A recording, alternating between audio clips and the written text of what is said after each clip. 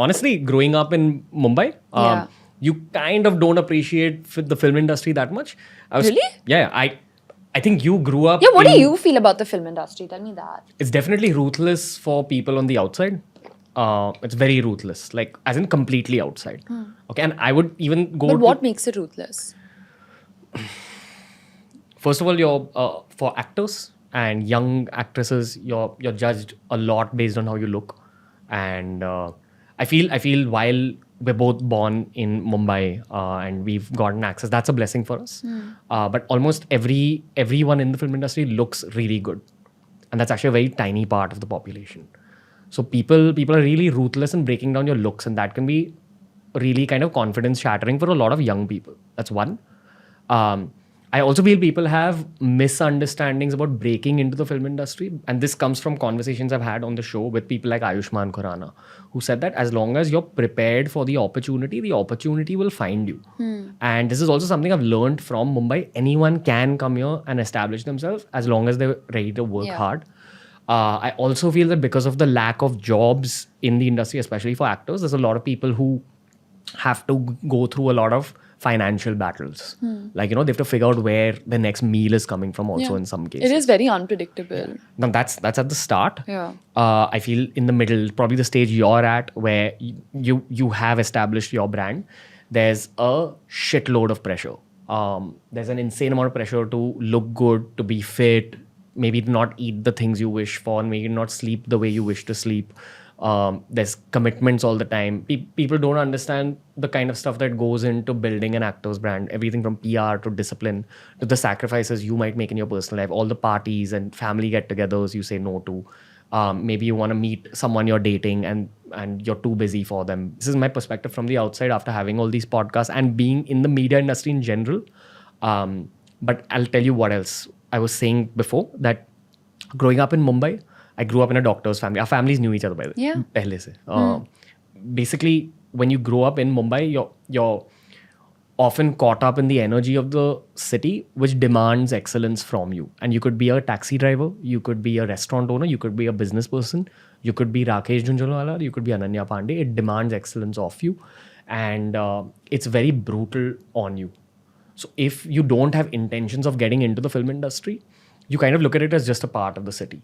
Now, where that bubble breaks is outside this city, especially in, the interiors of India, where that audience really gravitates towards storytelling, and that's because of Indian culture. We've always had the culture of stories, Ramayana, Mahabharata, etc., etc. So you're basically a part of a story. Ananya is a part of a bigger story, and that's why actors, actresses enter people's hearts. Not in Mumbai so much. I didn't grow up watching that much Bollywood. But once I traveled in the country, I realized the pedestal that audience will put all actors and actresses on. And I also realized the power of storytelling, the power of fiction, the power of Bollywood in general. Sometimes with a YouTube video, if it doesn't do as well as I expected it, I do put pressure on myself. I can't understand the kind of pressure you'd put on yourself after you've dedicated 2 years of your life to a film and then people are saying your career's done. Which makes me respect Akshay Kumar a lot because he's very process driven. He's very disciplined. And for the same reason, I respect Priyanka Chopra because she was the one person that I saw on this show who was, the energy she came in with. You came in with a friendly energy as well. But Priyanka Chopra was my first big podcast ever. And she sensed that I wasn't okay. And she made me sit down. She said, okay, what's your intention with this? And I said, I just want people to be inspired by this.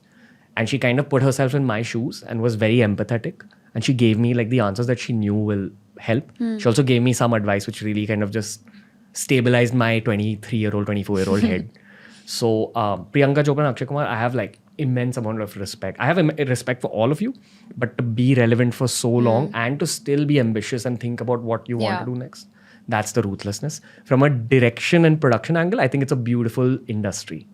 It's a very joyous feeling to direct your own movies. And I say this from knowing Shakun Batra, Ayan Mukherjee, Bezad Khambata, these guys, I know them personally and they're very calm, loving, happy people. But honestly, so are actors, and I feel like for us also, it is a very calm and happy place. It's liberating to shed all your inhibitions and put that vulnerable side of yourself on screen. You change after every film. Even an actor changes after every film and like role what? and character.